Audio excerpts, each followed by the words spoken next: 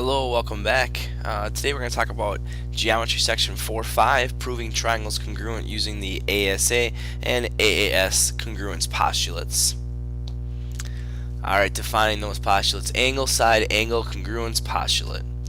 Angle, side, angle postulate states if two angles and the included side of one triangle are congruent to two angles and the included side of a second triangle, then the triangles are congruent. Give an example here. If angle A is congruent to angle D, angle C is congruent to angle F, and AC is congruent to DF, then triangle ABC is congruent to triangle DEF. Again, some verbiage that we kind of had during the last section. We have two angles congruent, looking at A and D and C and F. And instead of included angle from side angle side, we have the included side, the side between the two angles there. So with the included side and the two congruent angles, we can prove triangles congruent using the angle side angle congruence postulate. Along similar lines with that, we have the angle side congruence postulate. Angle side states if two angles and a non-included side of one triangle are congruent to two angles and a non-included side of a second triangle, then the two triangles are congruent.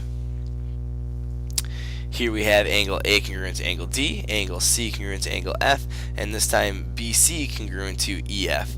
Therefore, then stating that triangle ABC is congruent to triangle DEF. So we have the angles congruent again, A and D, and C and F, and this time we have an outside or a non-included side being congruent, and we can then state the triangle is congruent by angle side. To give you a little perspective as to why this is true, we can easily show that by the third angle theorem, since we have three angles already congruent, that angle B and angle E are already congruent, and therefore then we have angle side angle between those two triangles anyway. So we have the angle side angle proving then that the angle side congruence postulate works. Alright. Let's see if we can apply any of the rules that we've had so far to these problems. The question state, is it possible to prove that the triangles are congruent? Explain your reasoning.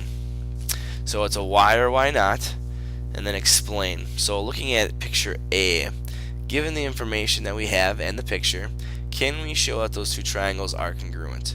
At this point in time, we have four different methods of looking at triangle congruency.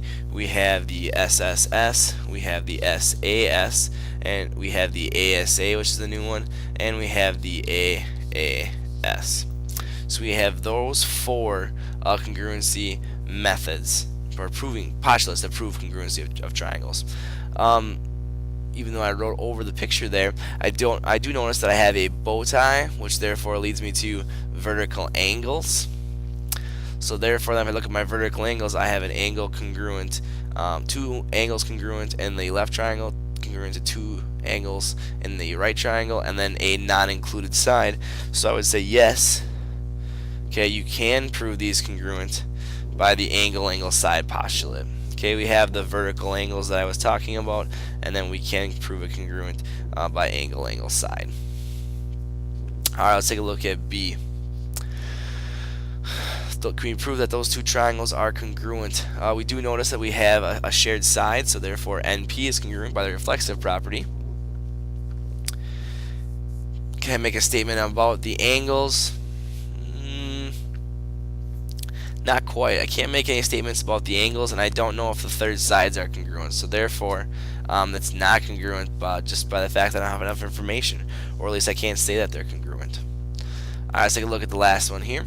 C says UW is parallel to ZX, and UZ is parallel to WX. So again, anytime we talk about parallel lines, we're probably looking at Z's.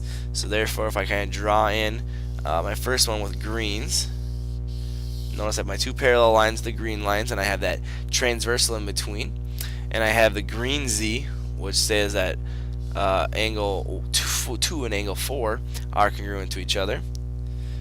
I can look at now the other lines that are parallel, make that black, again the same transversal, and my inside angles are also going to be congruent for my Z, which will be alternate interior angles.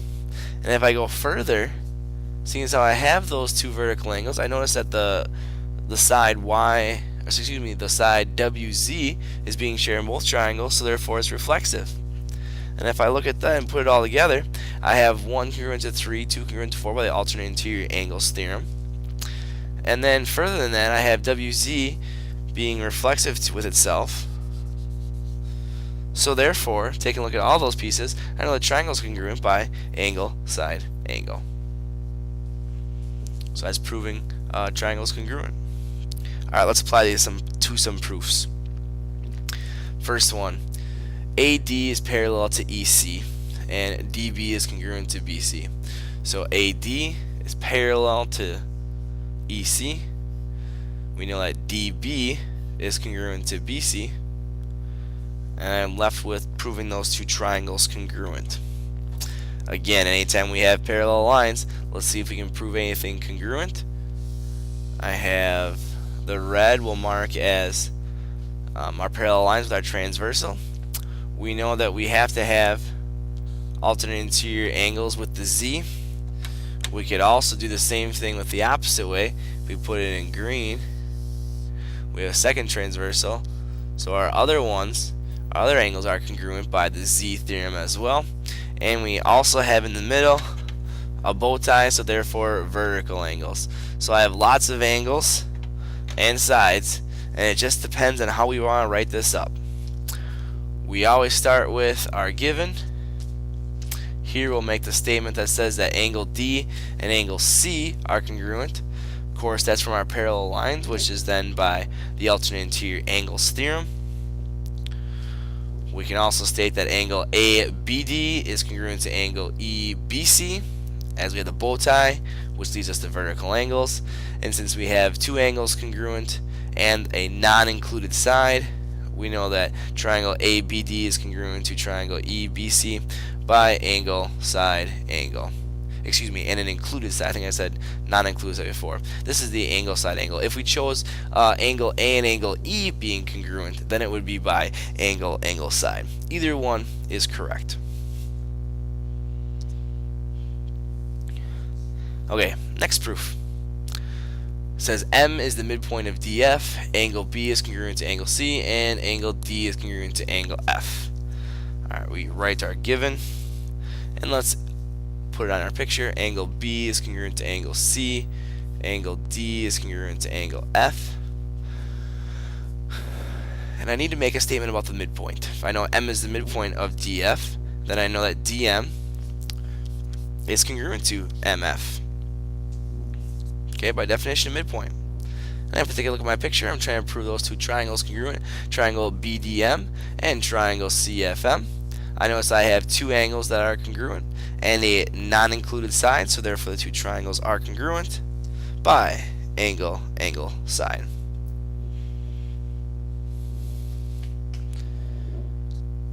Alright, last example.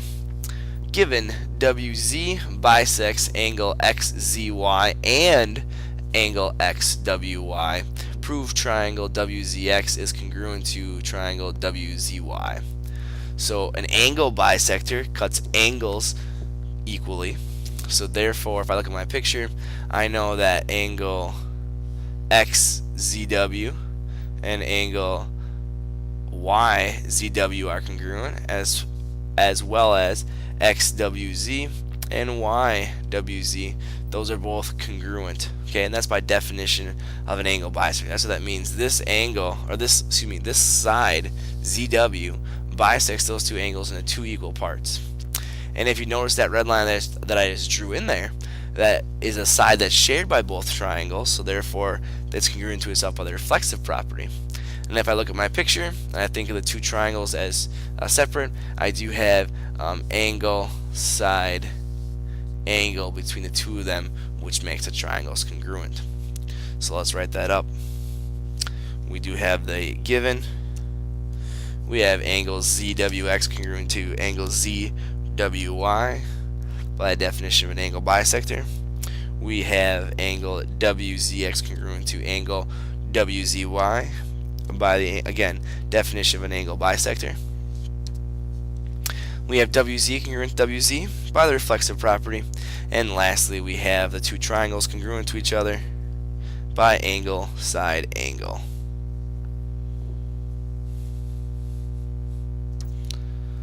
That ends lecture for today. Questions that we're going to work on from this section will be from page 276, numbers 1 through 4, and 6 through 10. Thanks for watching.